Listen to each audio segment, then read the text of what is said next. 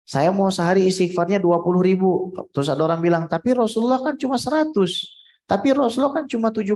Berarti kamu tidak mengikuti Rasulullah. Ya nggak begitu juga. Ya. Justru malah kita lebih banyak butuh istighfar dari Rasulullah Shallallahu Alaihi Wasallam. Hadis ketiga, wabihi ilaihi. Wan Abi Hamzah Anas bin Malik Al Ansari khadimi Rasulullah Shallallahu Alaihi Wasallam radhiyallahu taala anhu qala. Dari Abi Hamzah Anas bin Malik Al Ansari, pembantu Rasulullah Shallallahu Alaihi Wasallam, beliau berkata, qala Rasulullah Shallallahu Alaihi Wasallam, lallahu, sesungguhnya Allah itu afrohu, lebih bahagia, bitaubati abdihi, dengan taubat seorang hambanya yang berbuat dosa, min ahadikum, dibandingkan salah seorang di antara kamu, sakoto ala ba'irihi, yang menemukan tunggangan atau hewan kendaraannya, waqad adallahu fi ardin falatin, yang mana sebelumnya tunggangan tersebut meninggalkannya di tanah tidak berpenghuni.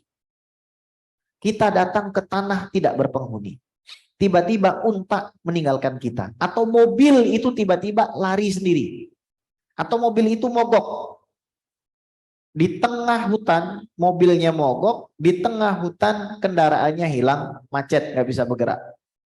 Tiba-tiba kendaraan tersebut nyala, nggak ada angin, nggak ada hujan, kendaraan tersebut balik lagi ke kita. Senang nggak? Senang. Nah, Allah itu lebih senang dari keadaan kita yang begitu. Pada saat seorang hamba yang bermaksiat itu mengatakan, ya Allah, inni tubtu ilaik. Ya Allah, sesungguhnya aku meminta ampun kepadamu. Maka para ahli maksiat, mereka itu punya potensi besar untuk menjadi kekasih Allah, untuk membuat Allah Subhanahu wa taala mencintai mereka. Salah satu rahmat Allah yang paling besar adalah membuat seseorang menjadi ahli maksiat, kemudian diilhamkan ke dalam hatinya taubat, sehingga dia menjadi orang yang banyak beristighfar kepada Allah. Sebaliknya, ada orang seolah-olah tidak pernah berbuat dosa, padahal dia rajin bermaksiat kepada Allah Subhanahu wa taala di dalam hatinya.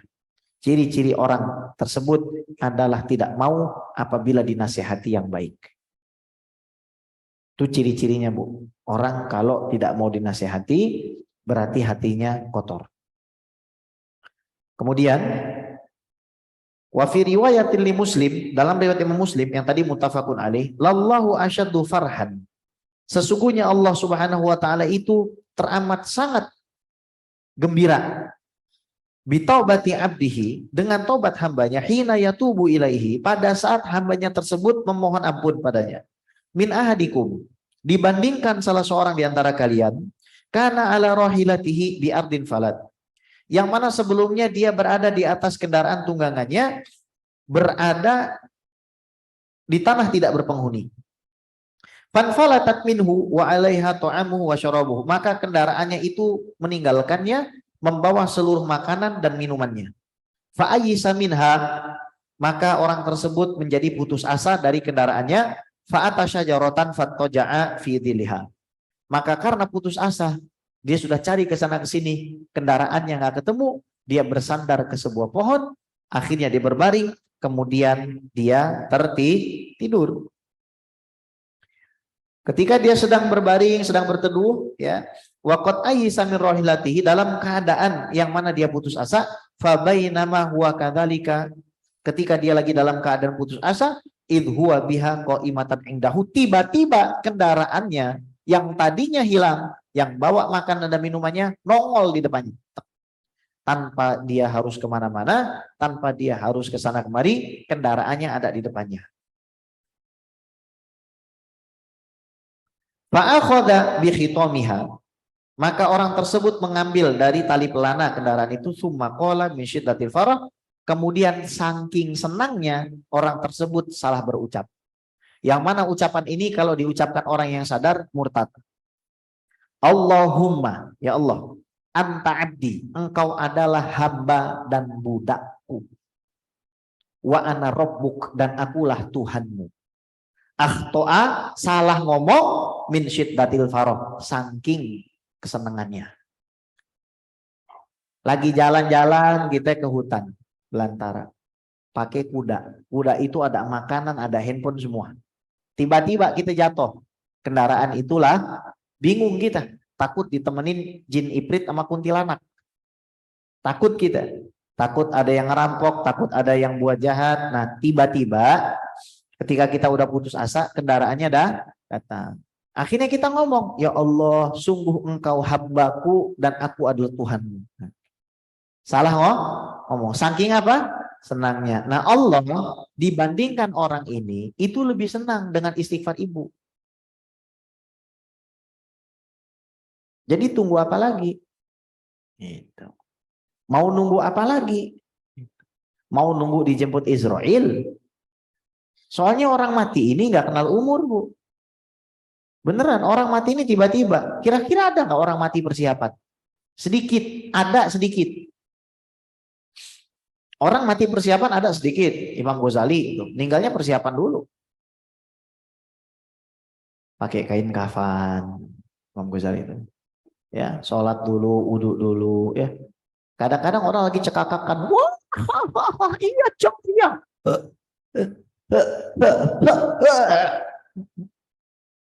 Mati dia, ya kan? Lagi maksiat, lagi main handphone, nggak bisa nyebut. Makanya orang akan mati sesuai dengan kebiasaan hidupnya. Kalau kebiasaan hidupnya, astagfirullah, astagfirullah.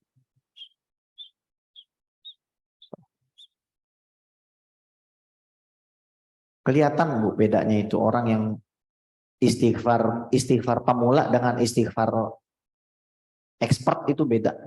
Istighfar pemula 10.000 kali nggak bekas. Tapi paling nggak mulutnya berhenti dari maksiat. Istighfarnya orang ahli 1 kali bersih hatinya. Astagfirullah, bersih. Orang kalau sudah seperti itu Bu, ibu pukul aja mukanya dia nggak bakalan tersinggung. Lihat Rasulullah Shallallahu Alaihi Wasallam dicekek sama orang. Ya Muhammad i'adil. Wahai Muhammad, yang adil dong kamu bagi gonimah. Saya kurang nih duitnya. Saya akan ikut perang. Rasul sampai dibilang tidak adil. Lehernya sampai dicekek Rasulullah itu. Tapi tetap dimaafkan oleh Rasulullah. Apa kira-kira yang buat Rasulullah maafkan?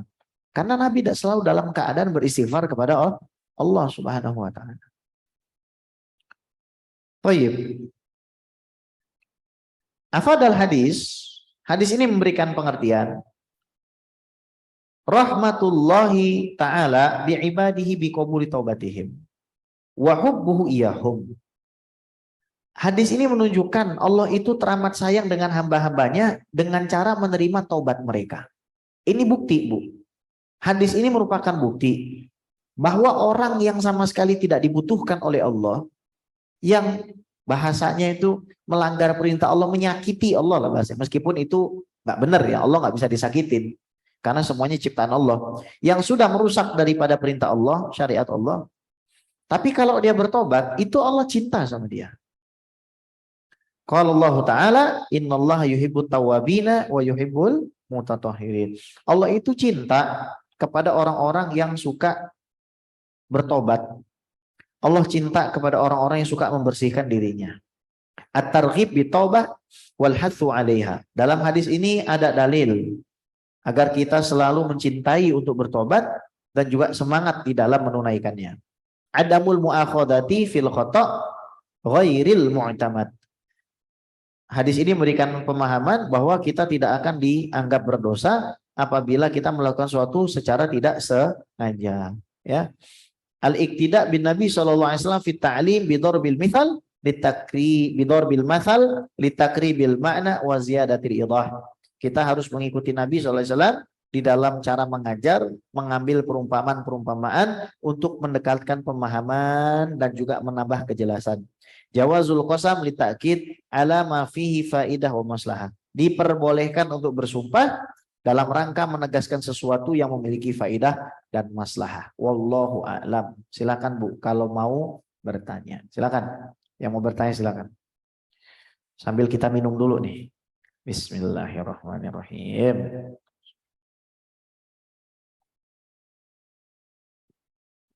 Silakan Bu. Ada mic-nya enggak?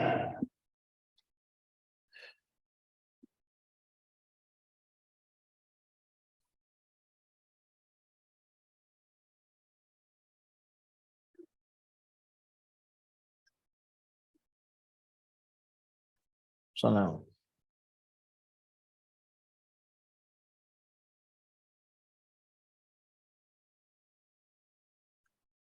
Bagaimana Ustadz? Yang pertama adalah caranya tobat yang benar. Apakah dengan kita melaksanakan sholat tobat setiap kita melaksanakan kesalahan atau cukup dengan membaca istighfar? Itu yang pertama. Ya. Lalu yang kedua, tadi yang kita harus duduk bareng atau duduk dekat-dekat yang dengan orang yang ahli ibadah. Iya, Bu. Ya, bagaimana caranya kita kan hidup bermasyarakat. Iya, Bu. Ya, tidak mungkin teman-teman kita tuh ahli ibadah semuanya. Iya. Jangan sampai kita dikatakan sombong, iya, Bu. sombong. Paham, gitu. Iya. Ya, jadi caranya bagaimana Ustaz Baik. supaya mereka juga tidak Baik. sakit. Terima kasih. Assalamualaikum warahmatullahi wabarakatuh. Waalaikumsalam. Bagaimana caranya taubat? Caranya memenuhi 3 syarat tadi. 1, ibu tinggalkan perbuatan yang ibu itu tidak sukai. Tinggalkan perbuatan yang ibu itu tidak sukai. Apa perbuatan yang tidak kita sukai? Maksiat kepada Allah itu. Saya dulu pernah membentak seseorang. Saya berjanji saya tidak akan pernah membentak siapapun lagi. Karena kaitannya dengan orang itu, berarti saya harus minta maaf ke orang itu. Bukan dengan cara sholat, Bu. Ibu sholat nggak selesai urusan itu, Bu. Kira-kira ibu punya utang, caranya selesai dengan sholat atau dibayar? Sholat dulu, terus dibayar. Kalau sholat doang nggak bisa. Oh, saya kan sudah banyak zikir, Bib. Harusnya ya dia mau dong maafin saya. Ini logikanya dari mana? Jadi yang pertama, ibu harus menyesal. Kedua, ya ibu tinggalkan perbuatan itu. Ketiga, ibu berjanji tidak akan melakukannya. Udah itu aja, Bu. Sholat tobat itu bukan syarat. Sholat tobat itu bukan syarat. Itu hanya gestur kepasrahan kita kepada Allah Subhanahu wa taala bahwa kita itu memang sudah meninggalkan perbuatan maksiat tersebut. Tidak ubahnya seperti segel. Ibu kalau lihat barang dijual terus nggak ada segelnya, kan kurang puas. Jadi tutuplah rangkaian penyesalan, meninggalkan dan janji itu dengan sholat. Itu yang pertama. Yang kedua, memang hampir mustahil kita berkumpul selalu dengan orang-orang yang soleh. Maka daripada itu kita nggak usah berlama-lama kumpul dengan orang-orang yang nggak soleh itu. Cukup seperlunya aja. Kalau ibu duduk bersama orang-orang yang nggak soleh, kemudian bukan dengan niatan mendakwahi mereka, nanti ibu akan terkena penyakit yang ada dalam diri mereka. Loh memang benar, Bu. Kalau saya meninggalkan satu perkumpulan yang di situ saya jauh dari Allah, kemudian harga yang harus saya bayar adalah dibilang orang sombong, maka harga itu akan saya bayar. Saya dimusuhin misalkan sama tetangga, 100 tetangga musuhin saya. Tapi mereka semua mabuk dan zina. Apa penting ucapan mereka, Bu? Itu aja, Bu. Jadi nggak usah takut diomongin orang sombong. Kalau kita meninggal, nah, yang dibilang sombong itu apa? Kita menganggap mereka tuh jangan-jangan kita sendiri yang merasa mereka ahli maksiat, padahal mereka bukan. Jangan-jangan kita sendiri yang ngerasa suci, padahal mereka juga suci. Biasa kan ya orang ya macam-macam, Bu ya orang ya. Ada orang-orang yang mungkin baru tobat, kemudian astagfirullah, astagfirullah, astagfirullah, astagfirullah, astagfirullah, astagfirullah. Istighfar lu. Kok istighfar. Nah, ini kan ya. Ini kan yang bermasalah berarti dia, Bu. Berarti gue harus ngejauhin mereka-mereka nih. Mereka-mereka nggak pernah beristighfar. Padahal teman-temannya istighfar, cuma nggak didengerin. Jangan-jangan itu perasaan ibu doang. Nah kecuali sudah tampak. Nih semua teman-teman saya memang suka bandar togel nih kayaknya nih. Kalau saya kumpul sama mereka, ntar saya jadi bandar togel juga. Nah, kalau sudah begitu ya tinggalin. Sejelas apa? Sampai kita itu harus meninggalkan komunitas itu. Gitu Bu ya. Baik, ada lagi silakan Bu. Silakan. Waalaikumsalam warahmatullahi wabarakatuh.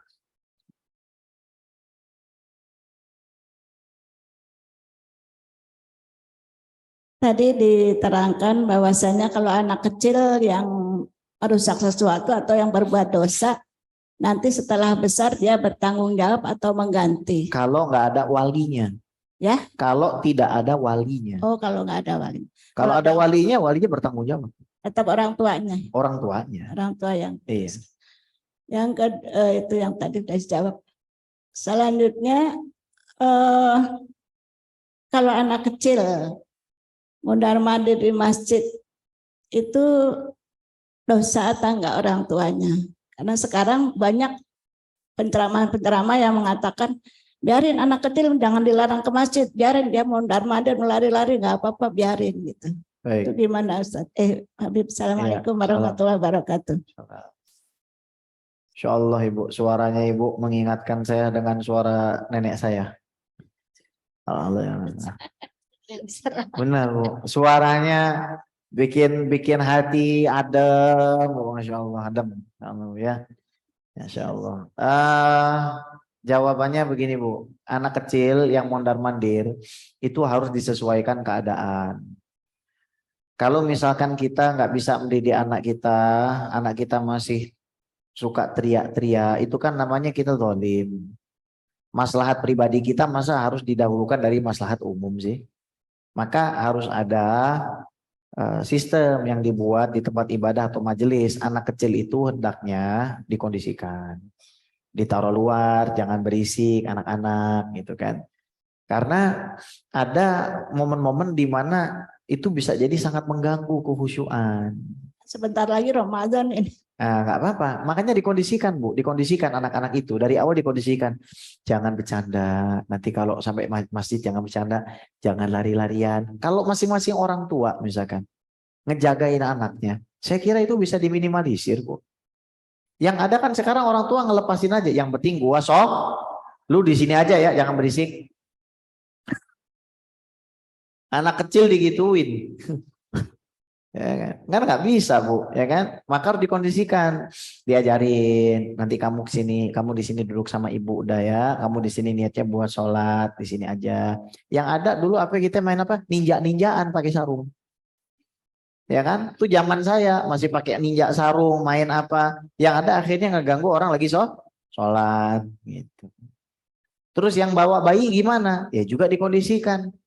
Lah ini kita pampers belum diganti, anak belum disusuin, anak masih lapar, kita bawa ke masjid. Mantap. Udah gitu kamu duduknya di soft depan. Mantap. Kalau bawa anak kecil, anak bayi begitu, duduklah kamu di paling belakang supaya aksesmu keluar gampang. Ya Allah, saya duduk belakang dengan niat saya duduk depan. Gitu aja. Dapat pahala duduk depan tuh. Saya niat duduk di belakang supaya bisa memudahkan akses saya dan tidak mengganggu. Tapi ya Allah, saya niat juga saya duduk di depan ya Allah. Tolong tulis pahala saya duduk di depan karena saya datang duluan. Tapi saya duduk di belakang. Kan begitu caranya. Ya. Harus dikondisikan. Baik, silakan Bu. Ini silakan. Bismillahirrahmanirrahim. Assalamualaikum warahmatullahi wabarakatuh. Waalaikumsalam. Begini Pak Ustadz, Ya. seandainya saya berbuat dosa, melakukan perbuatan dosa terhadap seseorang, dan orang tadi meninggal dunia, kita belum sempat meminta maaf, bagaimana caranya kita untuk menghapus dosa kita terhadap orang yang meninggal tadi? Terima kasih. Wassalamualaikum warahmatullahi wabarakatuh. Pertama, Ibu datangi ahli warisnya. Betul Ibu. Ahli warisnya. Karena merekalah yang berhak untuk menjadi wali daripada orang tuanya itu. Ibu minta maaf sama mereka. Kedua, Ibu kunjungi kuburnya. Karena dia masih ada di situ. Dia hidup. Cuman Ibu nggak bisa dengar dia. Kalau Ibu bisa dengar, Susana namanya. Ya. Bokir. Ya, bokir gitu ya. Sundel bolong tuh Bu namanya. Makanya ibu tidak bisa Nah, tapi bukan artinya mereka mati. Mereka tuh hidup, cuman beda alam. Dia udah nggak bisa ini lagi Bu, nggak kayak kita, nggak makan, nggak minum, tapi dia hidup tergantung dengan amalnya. Kalau amalnya soleh, keliaran bisa. Kalau tuh orang soleh banget, dia bisa kelayapan Bu, ruh itu Bu. Bisa terbang kemana-mana. Jadi bukannya kita mati terus kelar urusannya. Nah yang nggak soleh di penjara, nah gitu kan. Tapi mereka ada di situ. Ibu ngomong. Jadi kalau misalkan ada orang bilang, kamu ngapain ngomong sama kuburan, syirik. Ini orang nggak paham apa itu syirik. Syirik itu menyekutukan, ada hubungannya nggak? Ibu ngomong sama orang, terus dibilang syirik, kan bahlul yang ngomong ini.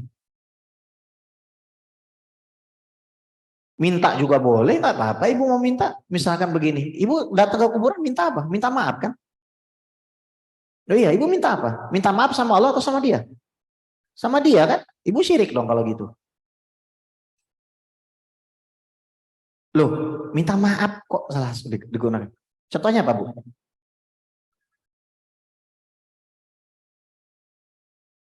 Bu, ini hadis sahih ya. Di zaman Sayyidina Umar, itu paceklik datang. Terus ada sahabat Nabi datang ke kuburan Rasulullah, bilang, ya Rasulullah, mintakan kepada Allah untuk turun hujan karena umatmu sedang kesusahan. Orang itu kemudian tidur di samping kuburan. Tidur samping kuburan. Setelah itu dia bangun.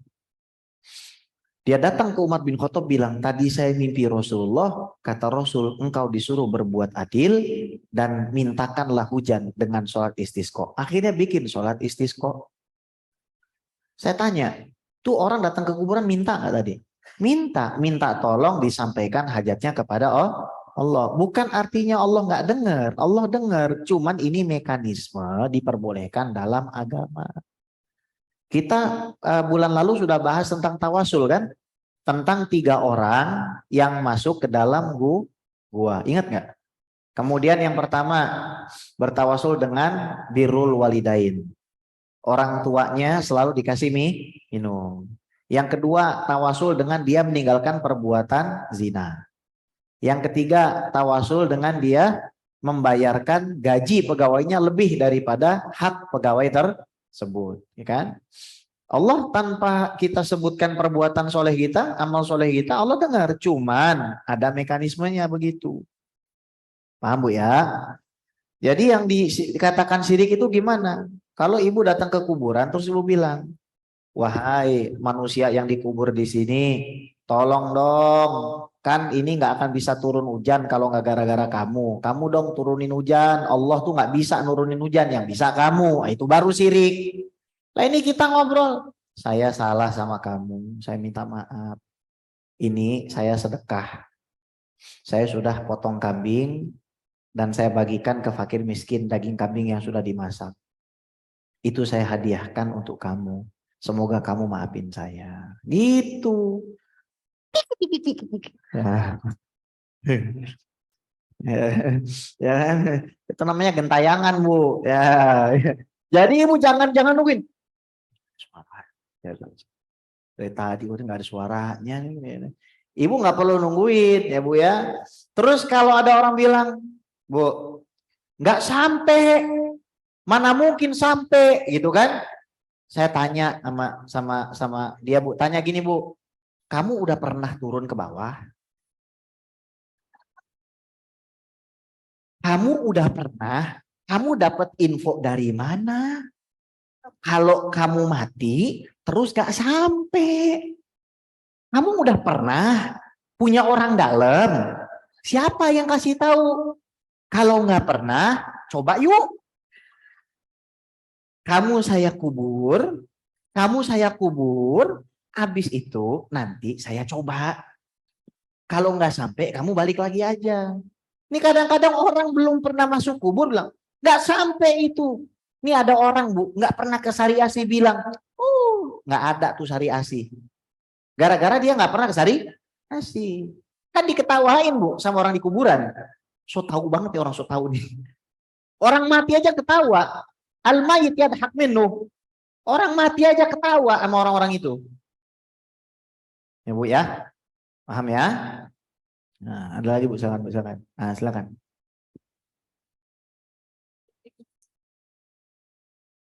Assalamualaikum warahmatullahi wabarakatuh. Waalaikumsalam warahmatullahi wabarakatuh. Pak, saya mau tanya Pak Ustadz, Mm-mm. ada sahabat gitu kita memang mau meluruskan gitu. Mau meluruskan bahwa itu salah. Tapi langsung dia ngotot. Kamu urusan kamu, saya urusan saya. Apakah kita berdosa tuh? Ya. Ikut gitu. Ya, kamu urusan kamu, saya urusan saya. Itu udah salah Pak. Kita udah tahu salah Pak Ustadz. Bagaimana apakah kita ikut dosa gitu? Kan kita tahu. Terus yang satu lagi, ini seorang anak tidak membutuhkan orang tua.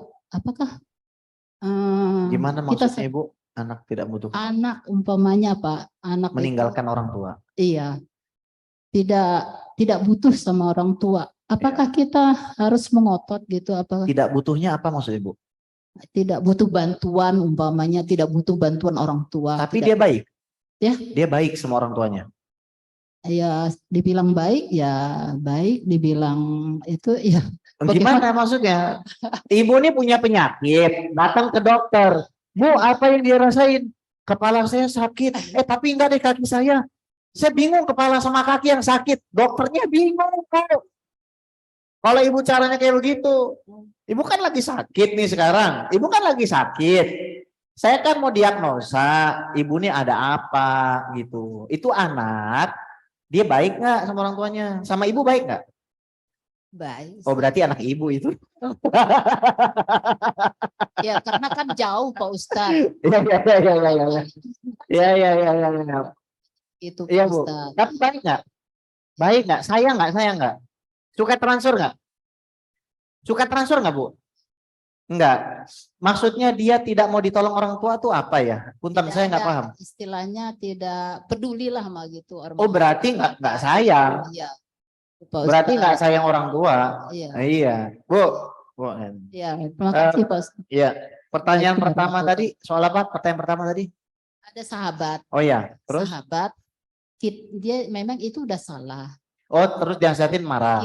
Kita Ya. kasih tahu itu salah. Tolong diperbaikin. Jangan sampai begitu gitu. Ya. Urusan kamu, urusan saya, urusan saya. Iya, Kamu baik, jangan Bu. ikut campur urusan Iya, saya. bilang aja gini Bu, nggak bisa selama saya hidup, selama saya ini masih hidup, saya akan terus menasehati kamu. Itu karena saya sayang sama kamu. Karena Rasulullah mengatakan ad-dinun nasihah. Agama ini adalah nasihat. Jadi Bu nggak usah peduliin orang yang marah sama Ibu. Gini Bu, Ibu punya anak. Ibu suruh sekali dia nggak mau sholat. Apakah Ibu berhenti nyuruh dia sholat?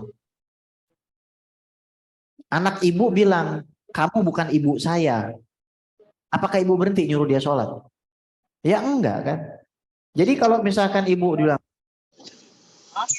ini urusan saya bukan urusan kamu. Bukan kayak urusan kita ini kenapa ya? Ini bukan urusan kamu. Ini urusan saya. Dia bilang begitu. Kita jawab, agama ini dibangun atas dasar saling menasehati. Rasa sakit ini harus sama-sama kita tanggung. Soalnya begini Bu, kalau ada orang maksiat, mabok, zina misalkan. Terus kita nasehatin, terus dia marah dan kita berhenti nasehatin, nanti azab itu turun bukan cuma ke dia tapi ke ibu. Iya. Dimusuhin siapa? Itu bukan sahabat Bu, setan.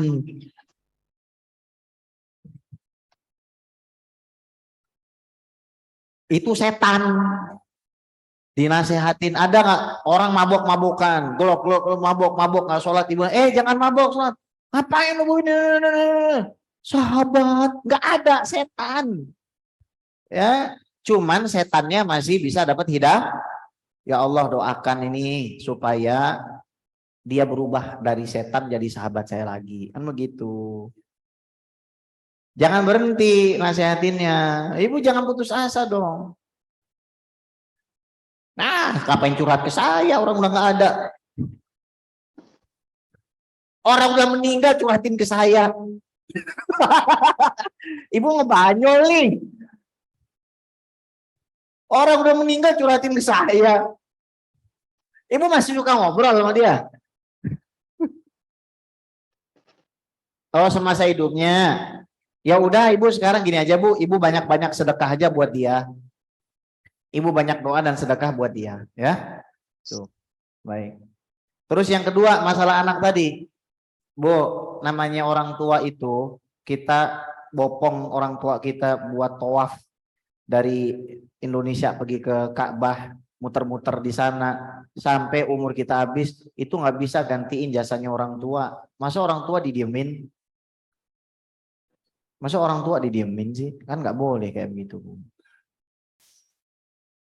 Saya aja sama ibu saya, kalau saya berangkat mau ngajar, saya cium tangan, saya cium kaki. Kaki sama telapak kakinya. Udah gitu. Paling umi saya bilang begitu. Kok ada anak nggak peduli sama orang tuanya? Ya udah, tunggu aja waktunya ntar. Iya, tunggu aja waktunya, itu belum kejadian aja. Tunggu aja. Itu yang penting ibu jangan doain yang nggak benar, karena sekali ibu ngucap, nah, kabul udah tuh. Mendingan ibu doain yang bagus-bagus. Banyak duit, banyak duit, banyak duit, banyak duit, banyak duit, banyak duit, banyak duit, gitu doanya. Jangan gua doain miskin lu, jangan gua banyak duit ya Allah, anak gua nyakitin gua, banyak duit, banyak duit, banyak duit, gitu. Doa yang baik, Pak. Karena ibu zolimin kan begitu caranya. Jangan dibawa baper, Bu. Namanya juga anak. Ini kayaknya ada yang nanya nggak nih, yang live di sini pada mau nanya nggak nih? Nggak ada yang nanya sih, nggak ada yang message juga. Baik, Ibu silakan, Bu. Belakangnya mau nanya. Bismillahirrahmanirrahim. Assalamualaikum warahmatullahi wabarakatuh. Waalaikumsalam warahmatullahi wabarakatuh. Izin bertanya nih Habib. Iya. Kebetulan saya ada seorang istri ya yang curhat ke saya karena Mama sebenarnya mau nanya, tapi kalau Habib bilang nggak ada mau nanya nih. Kan Pak, Mama udah gini. oh itu Bu. Ya udah, ini dulu deh. Silakan Bu Dokter dulu lebih dahulu nggak Pak? Ibu. Assalamualaikum. Waalaikumsalam. Mana nih? Assalamualaikum Habib, lagi jalan ke Aceh, mohon maaf. Orangnya mana? Ini Di Zoom nggak ada. Mana? ada. Assalamualaikum Habib. Coba mana nih? Mana? Ini galeri ya. Nah, Bu Hajah.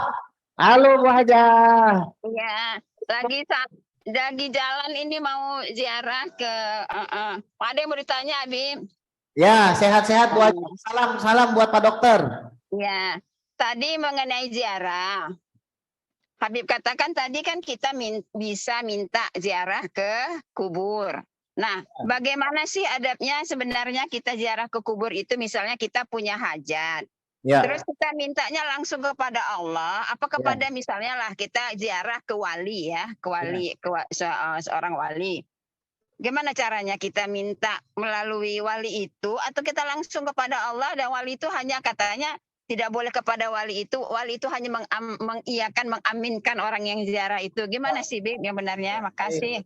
Makasih. Jazakallah khair. Ya, makasih Bu, sehat-sehat. Ini apa, beliau istrinya Dokter Mahruzaman ya, insyaallah ya. Bu Hajah, semoga sehat walafiat. Amin. Kalau kita ziarah ke makam aulia, itu tujuannya adalah pertama mencari keberkahan dan mencari teladan. Makom itu artinya kedudukan. Tujuannya apa Bu? Mencari berkah dan mencari teladan. Makom itu artinya kedudukan. Mau kemana? Ke makom luar Batang. Artinya orang yang dimakamkan di situ itu punya kedudukan. Ya Bu ya. Itu makom namanya. Jadi bukan sekedar kuburan, tapi punya kedudukan. Kedua, kita diperkenankan untuk bertawasul kepada orang-orang yang sudah meninggal. Dalil pertama, Rasulullah itu belum lahir, Nabi Adam minta diampuni dosanya menggunakan nama Rasul, padahal Rasul itu belum lahir. Dua, orang-orang Yahudi dulu kalau berperang itu bertawasul dengan nama Rasulullah, padahal Rasul belum lahir. Ada di dalam Al-Quran, wa kanu min qablu yastaftihuna 'alal ladzina kafaru. Falamma ja'ahum ma 'arafu kafaru bih fala'natullahi 'alal kafirin. Ada di dalam surat Al-Baqarah. Jadi ternyata diperbolehkan kita bertawasul, mencari wasilah untuk sampai kepada Allah, karena memang Allah dalam Al-Quran mengatakan, ya ayyuhalladzina amanu taqullaha wabtaghu ilaihil wasilah. Bertakwalah kamu wahai orang beriman kepada Allah dan carilah perantara sampai kepadanya. Jadi perantara yang diperbolehkan syaratnya satu, sesuatu yang dicintai Allah. Dua, sesuatu yang mencintai Allah. Bukan cuma dicintai tapi mencintai Allah. Nggak mungkin tawasul dengan makamnya Fir'aun, Abu Lahab, Abu Jahal, Korun. Pasti tawasul dengan orang-orang yang dicintai oleh Allah. Berarti ibu harus yakin dulu, ini orang betul apa enggak? Ya, wali Allah atau wali setan, kan begitu. Nah, di sini kita bisa melihat bagaimana tanggapan para ulama di zaman itu. Oh, makam luar Batang misalkan. Ini memang diakui makamnya wali Allah. Ya udah kita ziarah ke sana. Niatan kita apa? Supaya hajat kita kabul. Kenapa? Karena memang tempat tersebut adalah tempat yang mustajab, karena di situ ada orang-orang soleh. Kemudian tadi sudah kita bacakan hadisnya bagaimana sahabat Nabi itu datang ke kuburan Rasulullah. Bagaimana minta hajat supaya turun hujan. Akhirnya mendapatkan petunjuk dan akhirnya dilakukan oleh Sayyidina Umar yang bertawasul dengan sahabat Nabi yang lain, paman Nabi Sayyid Abbas, sehingga akhirnya hujan itu turun. Kemudian ada